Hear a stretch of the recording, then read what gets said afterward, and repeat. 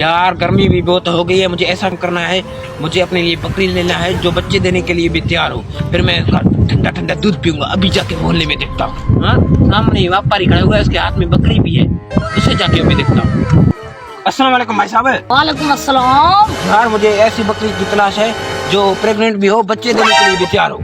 देख तो सादा रहा है, अभी इसको चूना लगाता हूँ। हाँ हाँ भाई साहब, बिल्कुल ये प्रेग्नेंट है। देखो इसमें 4 चूचू देता है, 4 चूचू ये। हाँ हाँ भाई साहब, आपने सच सुना है। जब ये चूचू पैदा करता है तो फिर 5 किलो सुबह शाम दूध देता है। ओ, इतनी बड़ी खासियत है भाई। ये बकरी बेचना है आपको?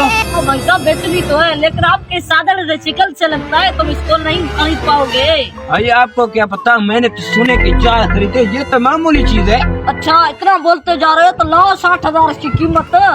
हाँ 60,000। हाँ हाँ। चलो 60,000। 60,000 की क्या हैसियत है? अच्छा ये बकरी तुम्हारी, अब मैं चलता हूँ। हाँ हाँ जाओ भाड़ में। ओए होए।